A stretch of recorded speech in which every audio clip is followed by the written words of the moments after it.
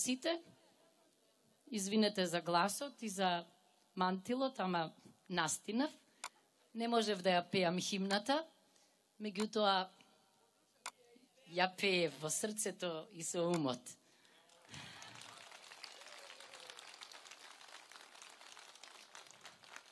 За честија средбите меѓу нас и јас сум среќна за тоа.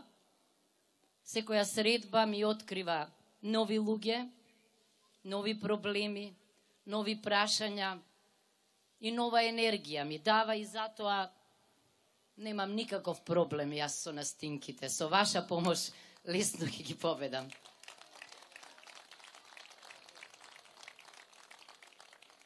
Оваа средба за мене е многу важна, за сите нас е многу важна, зашто е премиерата пред 21 април, кога треба финалната средба да ја одржиме, а таа да значи финална победа и вовед во уште една друга победа на председателската да се надоврзе и она на парламентарните избори, за да може тогаш ние да покажеме како се водат евроатлантски процеси и интеграции. Оти како не се изморија од повторување евроатлантски интеграции, ЕУ, НАТО, но тоа се само зборови за нив, реторика. Зад овие зборови нема никаква содржина, никаква суштина. И тоа наскоро ќе го чујат. Срамота е, цели за кои велат дека се највисоки, како ЕУ и НАТО, да ги употребуваат како алиби за својата екзистенција. А таа екзистенција е различна од вашата екзистенција, од екзистенцијата на народот. Зашто да, тие живеат како во Брисел, ако го споредуваме нивниот стандард, ама народот живее како оние во Африка. Тоа ние ќе го смениме.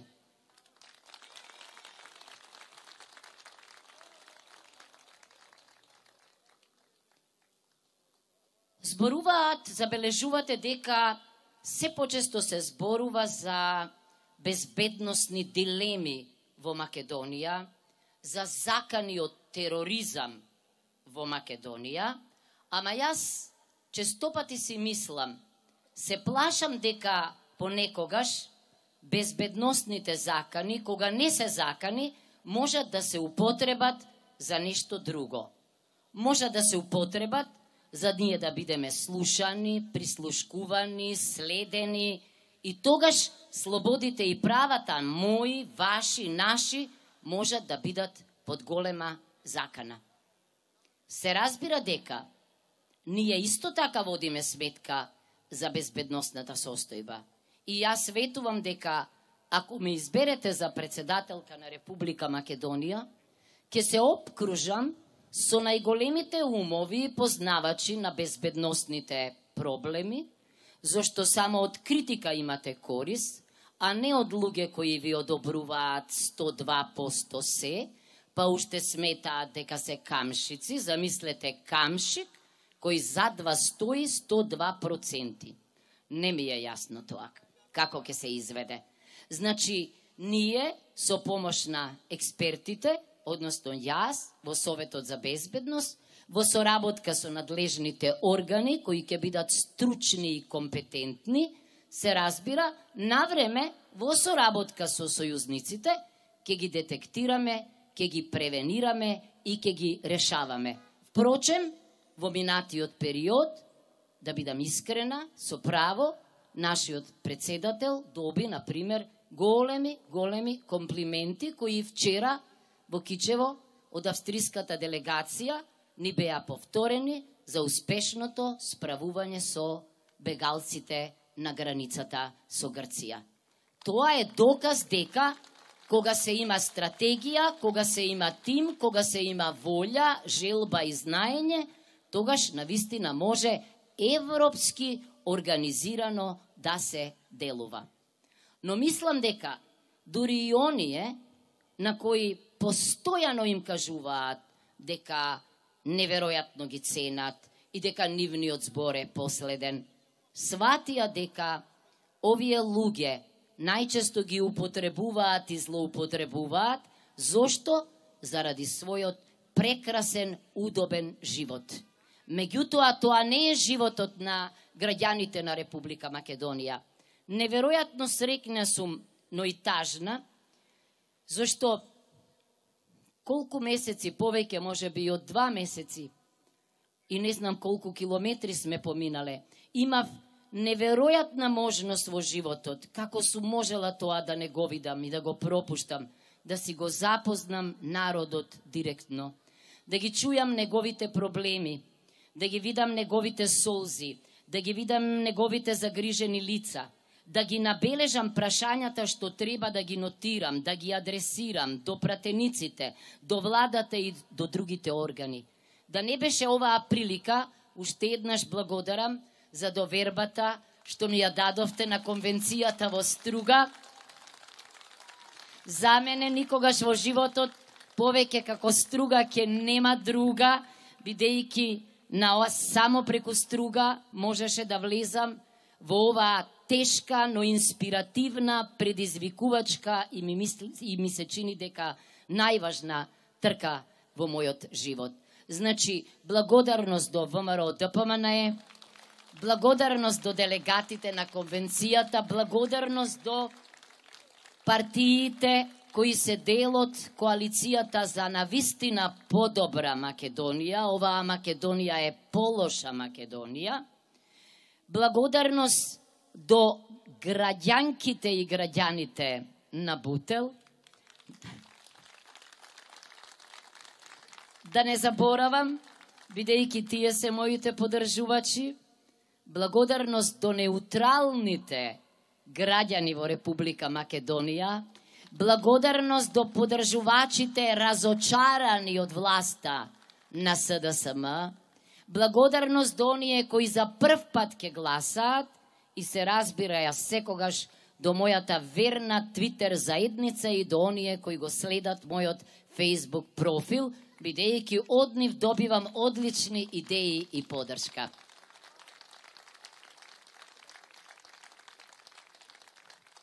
Да започнам од крајот денеска, за да бидам поинаква, да не се повторувам. Се ближи денот кога ќе се најдеме очи во очи со оние кои не евалуираат, оние кои ги оценуваат чекорите, процесите, односите, институциите, како функционираат низ призма на владењето на правото. Зошто? За да го направиме првиот чекор, односно да ги почнеме преговорите за Европската Унија, или пак да почекаме во рамките на така наречената подготвителна фаза, да ги употребам зборовите на господинот Хан, за да се подготвиме за она што е неопходно за Европската Унија. Владење на право го нема. Ние имаме овде владење на една мала олигархиска група на луѓе, која постојано се повикува на фантастичниот успех наречен Преспански договор, ама во меѓувреме фантастично краде и го осиромашува овој народ.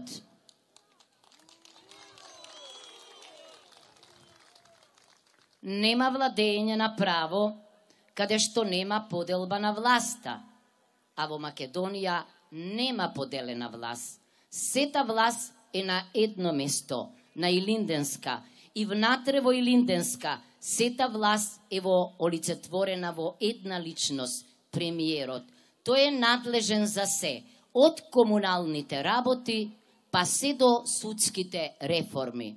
Затоа нема децентрализација во Република Македонија, затоа нема рамномерен регионален развој во Република Македонија, затоа нема независно судство.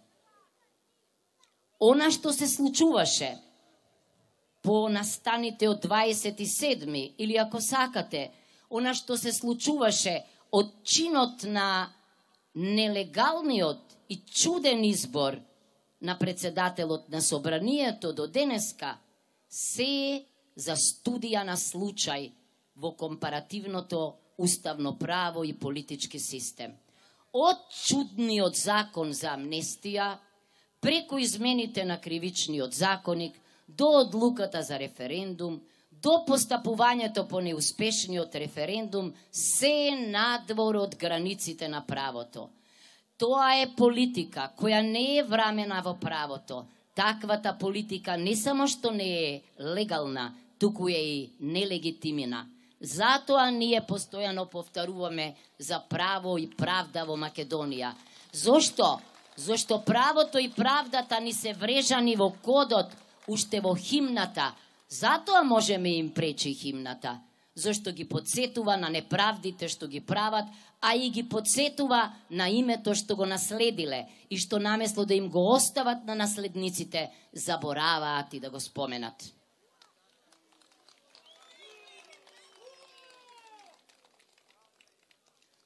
Не сум експерт за економија, не сметам дека сум ренесансна личност, не сакам да импровизирам, но има кој да зборува за економијата, но не можам да кажам дека оние кои се врвни во економијата од Стопанската комора на Македонија и стопанските комори, па до странските представници, не гледаат просперитетна економија во Македонија.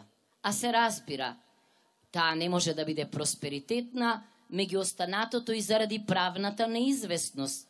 Никој не сака да вложи во земја или да иницира бизнес каде што нема известност, каде што нема закон и правда. Оти тоа што секој ден повторуваат дека во светот е најважна политиката, дека политиката ја водат најголемите сили, тогаш си велат луѓево, па тогаш и овде политиката ја водат оние неколкумина на чело на државните институции, тоа ги одвраќа луѓето.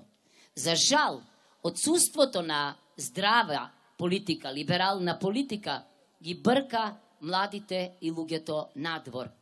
Денеска до солзи, еве гледам пред мене лекари, до солзи ме трогна нивните забелешки, нивните информации дека не дај Боже утре да се случи некоја несреќа, некоја епидемија. Не дај Боже, замислете, куче да ве касне на улица. Нема никакви лекарства, нема инекции. Замислете, во 21. век. Уште пошокантен беше податокот што го објави Левица. Замислете, 83 лекари имаат намера да си заминат и тргнале на патот во еден правец за само 3 месеци. Еден секој ден. Се сеќавате ли како ја најавија реформата во здравството? Дека здравието им е најважно. Направија кариера на проблемите во здравството кои што во претходниот период. Направија драма од тоа. Меѓутоа, ние секој ден се сретнуваме со медицински драми. Јас не знам што стана со платата од 100.000 денари и јас денеска дадов една, можеби, чудна изјава за председател. Велам, уште утре тоа што го вети премиерот, што им го вети на лекарите, веднаш да го исполни. Зашто ај што ни е загрозен животот со загаденоста, ај што ни е загрозен животот со нестабилноста, туку нас ни е загрозен животот и физички, а да не говорам психички. Оти на толку скандали и на толку притисоци, ако станеме здрави во умот, ќе раскажуваат за нас.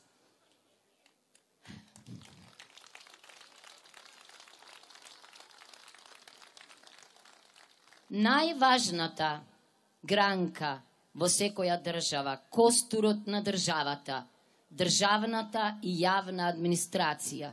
Во секоја книга пишува дека без квалификувана, стручна, компетентна, посветена на граѓаните, оти тоа е граѓански сервис, државна и јавна администрација не успеала ниту една реформа.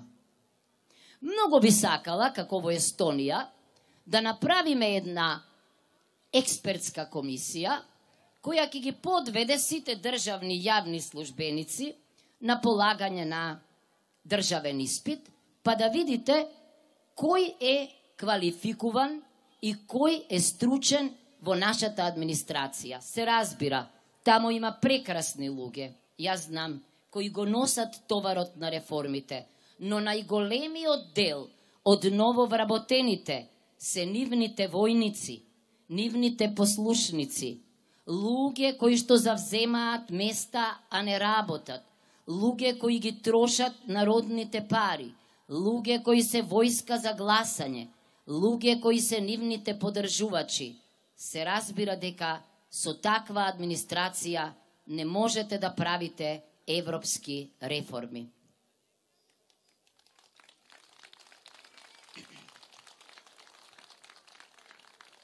За корупцијата и криминалот веќе надалеку сме, или по корупцијата и криминалот најдалеку сме чуени.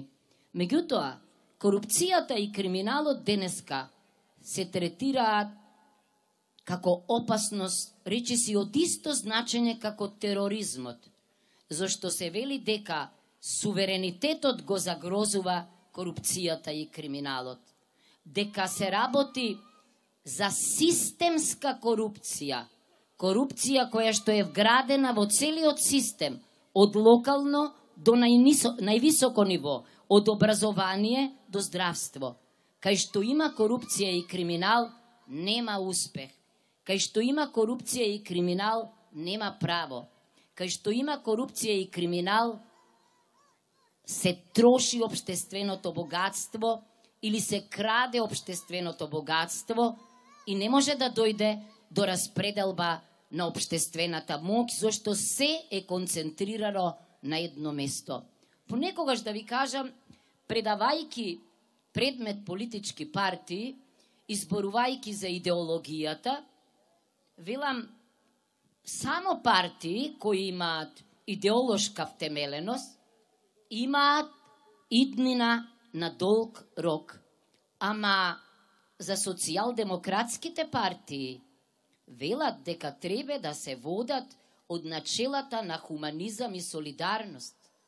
За социјалдемократските лидери велат дека треба да бидат скромни луѓе кои не се расфрлаат со пари. Кога го слушам лидерот на ВМРО ДПМНЕ како зборува за богатствата, се шокирам, зашто се викам, во гроб се превртуваат социјалдемократите денеска во светот, од тие се залагале за работнички права, се залагале за еднаквост на граѓаните, од себе тргнувале во реформите, се однесувале едноставно и скромно, а не како живки министерки, што би рекол Пранислав Нушич. Непотизмот е исто така длабоко навлезен насекаде. Веќе и не знаевме кој со кого е во сродство. Чувме фантастична идеја. Замислете, оној кој аплицирал и оној кој му овозможил вработување да се договореле како ќе го решат проблемот. Не разбирам. Значи, оној кој аплицирал нема што да одговара, ама оној кој што овозможил вработување, тој е тој кој треба да одговара. Во се сме ние специфични, ама мораме да направиме по председателските избори и по предвремените парламентарни избори да престанеме да бидеме оригинални, оригинерни, специфични. Зашто во ера на глобализација, во ера на европизација, треба да сте стандарден. Одвај чекам да живеам во една средена, досадна, правно уредена држава, во која нема да им биде на граѓаните важно кој е на власт, зашто државата кога функционира по процедура, функционира за сите подеднакво.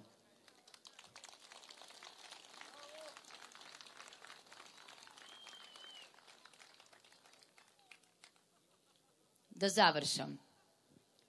Ме обвинуваат дека ќе сум го вратела европскиот процес кој ќе бил награден и со Нобелова награда за мир, не баре во војна сме биле со Грција, назад со своите ретроградни, со своите иредентистички ставови и дека сум станала нокина мора за оние кои ме слушаат, така што требало да подразмислам што зборувам и што ќе правам. Еве, ќе повторам. Никогаш нема да отстапам од меѓународното задолжително право и никогаш нема да го прекршам Уставот на Република Македонија.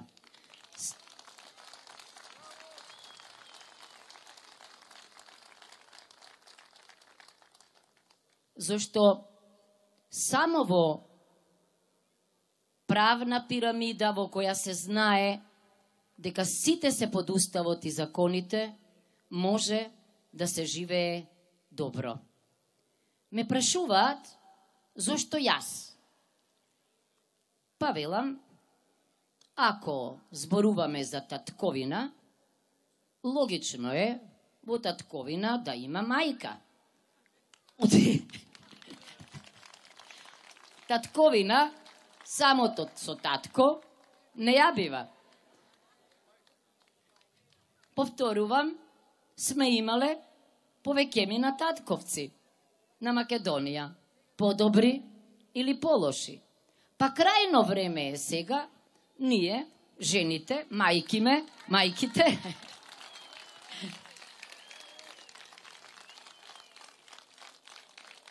да ги покажеме нашите специјални, раскошни, специфични знаења и способности, нашиот начин на менаџирање на проблемите, оти мислам дека тоа ќе значи европска демократија во Македонија, зашто има навистина еднаквост на половите, тоа ќе значи ангажирање на досега заборавената невидена женска креација и енергија. Тоа ќе значи додатен стимул за машката афирмација во политиката, ама и во домашните работи и во секојдневниот живот. Тоа ќе значи здраво и одговорно родителство. Тоа ќе значи дека живееме во хармонија со Македонија, која е во женски род, па и политиката ќе се обидеме да не биде само одговор на прашањето кое што сега се одговара, тие го одговараат кој, кога и како зема, така вика еден чувен професор Ласвел, туку нешто уметничко да му додадеме. Уметност на можното. А ние дома, ние на работа, ние секаде знаеме да трагаме по уметничките нешта во решавањето на проблемите. Овој дел овде некако е женски и јас тука гледам потенцијални кандидатки за мојот кабинет, кој кажувам би сакала да биде повеќе женски, за да докажеме дека еве навистина сме на прав пат. Да ставиме крај, односно да стави една идна влада крај на феноменот од 26 министри, 4 само министерки. Замислете, каква демократија, 6 градоначалнички од 80, 6, да, 38% жени, тоа е добро, ама па е благодарение на нас, јас сум предлагачката на квотата во изборниот законник.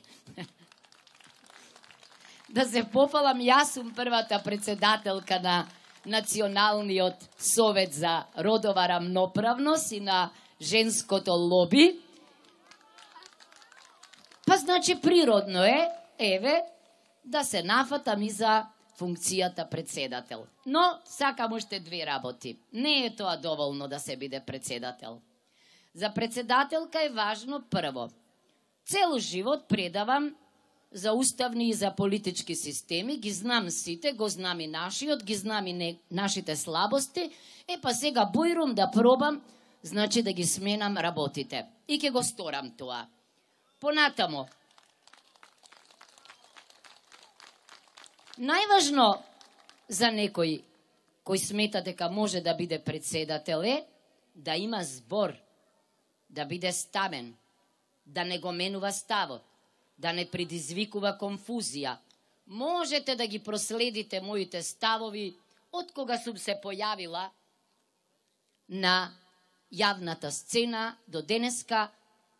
Јас мислам дека секогаш сум ги нижала ставовите еден на друг во континуитет, а не сум се негирала самата себе си, оти каков е тој председател кој ќе менува ставови катаден, или како е тој председател кој што ќе биде понизен на други, од него председател добар не може да биде. Јас тоа нема да бидам. Значи, останувам на нашата филозофија, дека тоа што го градиме како став, го градиме сериозно, полека, со размислување.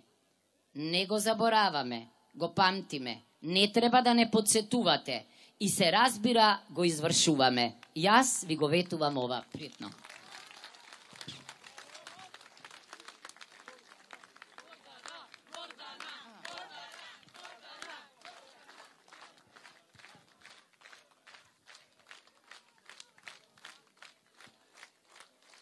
А сега го повикувам на сцена председателот на ВМРО